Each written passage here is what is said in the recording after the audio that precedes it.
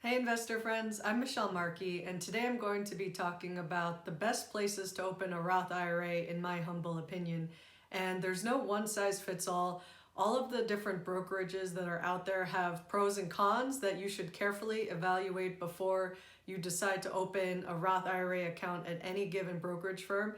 And you can do things like check out lists of other websites that recommend Roth IRAs. Like on NerdWallet, you could be looking at 14 different types of best Roth IRA accounts that they promote, but I'm going to boil that down to 6 that I looked at, and I based my judgments on a high level. So I didn't get too deeply into opening all of these Roth IRA accounts, but I do have a couple that I've used, and I can base some of my experiences on that. And otherwise, I'm sort of judging some of the books by their covers, depending on how the website looks like and what it seems to read to me from some of the fine print or questions that the websites answer. So based on all of this, I also offer some of my criteria that I use to evaluate whether I would consider opening a Roth at some of these accounts. And I looked at if there are minimums to open a Roth IRA, a minimum to invest in a certain fund, or a minimum to keep the account open, and also what the fee structures look like. So nowadays it's table stakes to have zero commission fees. So most of the self-directed accounts have no fees when it comes to buying your own stock or index fund or mutual fund or ETF or other kinds of securities on the brokerage firms. But a lot of robo-advisors charge membership fees or some kind of percentage of assets under management. So I'd recommend looking at what does it look like to you in terms of what fees you may be potentially charged. And I also consider other factors like, do I think this brokerage firm has good customer service? And how easy is it to open an account on the website? As well as how easy would it be to roll over another Roth IRA or regular IRA or 401k into that brokerage firm? And if there's also any fees with doing this. So that's also something to keep in mind, because not all brokerage firms let you move money in and out so easily once you've opened an account with them. Sometimes you have to leave money there, or sometimes you have to pay a certain fee to roll over funds. So something to keep in mind. And I'm a strong advocate for using self-directed investment accounts.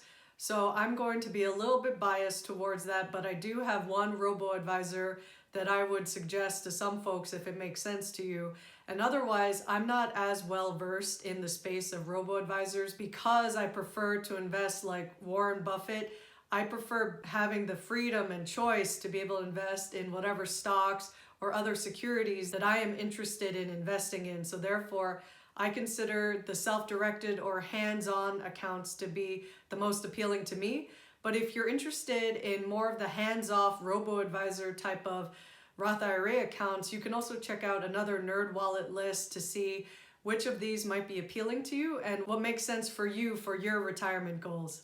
Also, none of this content is sponsored, as I'm not endorsing any particular brokerage firm, because this content is just for information, education, and entertainment purposes only, because I want you to be able to decide based on your own evaluation what offerings make the most sense to you.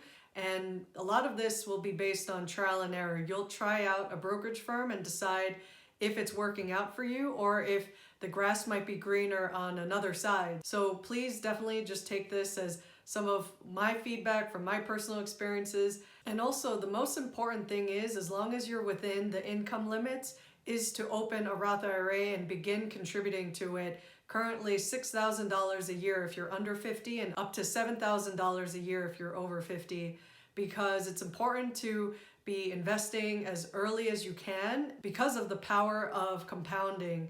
And I've done videos about how that works, so feel free to check out that video about the power of compounding your savings and investments. And it's important to pay the appropriate fees for the value you're getting.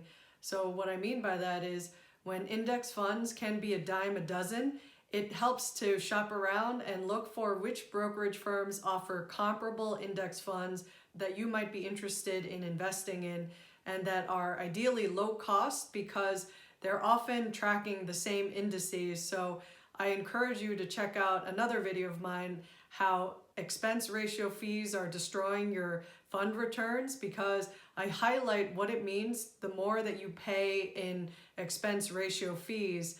And this is what you incur when you're invested in things like index or mutual funds and ETFs. And actually, index funds are a form of mutual fund, but index funds tend to be considered passive, while mutual funds tend to be associated with active management. So that's just something to pay attention to, what level of fees you're comfortable with paying. And the reason why some of the robo-advisors have higher fees than self-directed is because they do all the work for you, whereas with self-directed, you have the trade-off of more choice, but you have to put in a little bit more work and do your homework in order to make the investments that are right for you. And if you like saving money, I'd love if you could hit that like button and please subscribe, because it greatly helps out my YouTube channel with the YouTube algorithm, and it lets me know that my content is helpful to you. I'd greatly appreciate it. Thanks. The 6 brokerage accounts for Roth IRAs that I'm going to discuss are in the following order, but that doesn't mean that they're my favorites or one is necessarily better than the other. It just happens to be the order in which I'm discussing them today. And they are Fidelity, TDAmeritrade, Charles Schwab, Vanguard, Ellevest, and E-Trade. And the 2 that I've used Roth IRAs with are Fidelity and TDAmeritrade, so I'm most familiar with them. But I've used Ellevest and Charles Schwab for other services, whereas I have zero experience using Vanguard and E-Trade. I've only observed from the outside, maybe from other people who might have used those accounts. So my impressions of them will be a little bit more limited than the other ones, but I'll do my best to give them a fair shake as well. And either way, I don't think you can really go wrong as long as you look into these carefully and make the decision that's right for you. What stands out to me about Fidelity is their dedication to straightforward and transparent offerings, and they compare how they measure up to other brokerage accounts. And when looking at their website, it looks pretty straightforward to sign up for a Roth IRA. They describe it and show you how there's 0 minimums to invest and 0 fees to have the account open. And there are 0 commissions when buying a stock or lots of different funds or ETFs. And a lot of their index funds and mutual funds have little to no expense ratio fees. So that's also a plus for a lot of people. And what I especially like is how Fidelity has some of the best order execution quality according to stockbrokers.com, where Fidelity on average saves the retail investor more per trade. So every time you buy a stock or fund, you're saving a little bit more on the price you're actually paying based on the bid and ask spread compared to maybe some other brokerage accounts. So I think that that's especially valuable to save even more money. And the only downside to all this transparency and what looks like we're saving a lot is that they don't have any bonus offerings for opening an account. In a similar way to Fidelity, TDAmeritrade also has a simple page for signing up to a Roth IRA, and they also have 0 minimums to open an account and 0 commission fees. And I'm sure their index and mutual funds have expense ratio fees, but that's with pretty much all the brokerage accounts.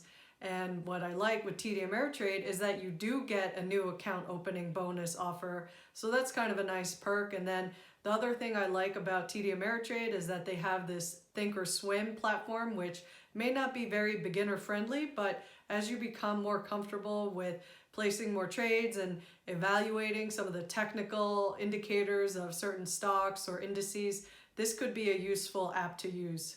Like the first 2, Charles Schwab also has no minimums to open an account or to buy an index or mutual fund, and they also have 0 commission fees. And the only thing is that they now own TDAmeritrade, so that's something to keep in mind in the event that these accounts eventually might get consolidated, like the time that TDAmeritrade bought Scottrade and then consolidated those accounts. So who knows if all of these brokerage accounts are just going to buy each other up. But it seems to be pretty simple using Charles Schwab as well. What Jack Bogle did in inventing index funds in the 1970s is a big credit to American civilization and empowered the everyday retail investor to be able to invest in low-cost index funds So for that, a lot of people are very grateful, and it's one of the main reasons for Vanguard's enduring legacy and popularity. And it seems pretty easy to sign up to a Roth IRA on their website, and they give plenty of information.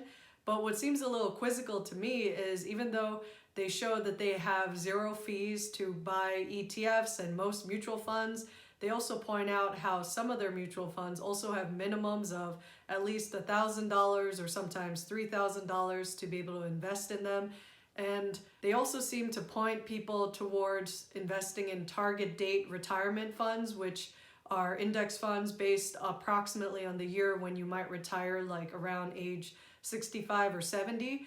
So they dictate what types of assets you'll be invested in if you choose to invest in that kind of target date fund.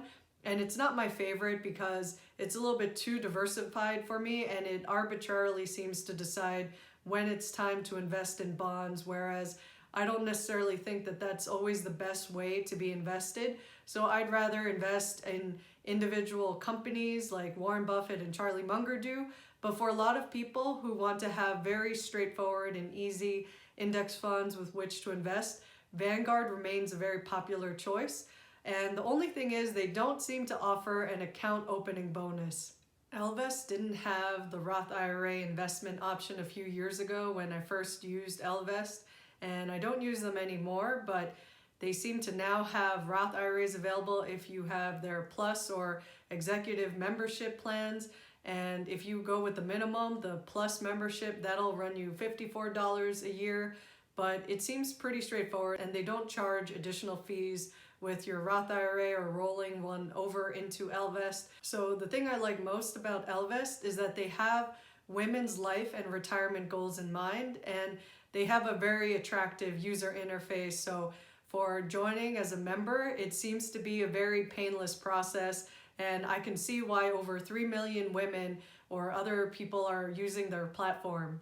Last but not least, E-Trade seems to also have a very easy way to sign up to a Roth IRA, but in reading some of their fine print, I wasn't entirely sure what exactly the fee structures look like, even though there wasn't a minimum to open an account, but it needs to be funded within a certain amount of time. And the one plus is that they also have an account opening bonus like TDAmeritrade, so that was a nice perk. And all of this is probably for a limited time only, so make sure you take action if that's a big incentive for you.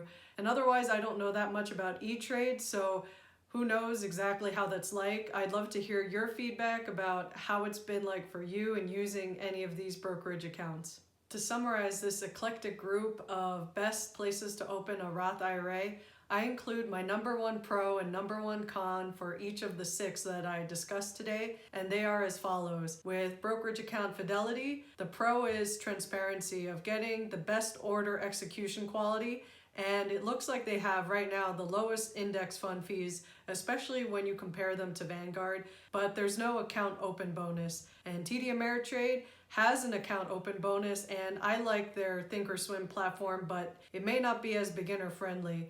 Schwab has no minimum low-cost index funds, but they may have a less attractive interface, while Vanguard was the original in having low-cost index funds, but sometimes you might have minimums to invest in some of their mutual funds, and there may be an annual $20 account service fee, but that can be waived. And Ellevest is a robo-advisor that's hands-off investing and focuses on women's goals, but they have high membership fees compared with self-directed accounts. And finally, E-Trade also has an account open bonus, but they may have annual advisory fees, but I don't know enough about them yet to really know for sure. And if you're interested in learning how to invest, I encourage you to check out my How to Invest Getting Started for Beginners video, where I show you how to buy a stock in the example of using Fidelity, and also how you can set up a good foundation for becoming a good investor. And if you enjoyed this video or learned something, please like and subscribe. And I'd love to hear from you in the comments of what you learned from this video, or what your experience has been in using any of these brokerage accounts, or if you have another one that I didn't discuss but you want to point out the benefits of them. Thanks. Till next time.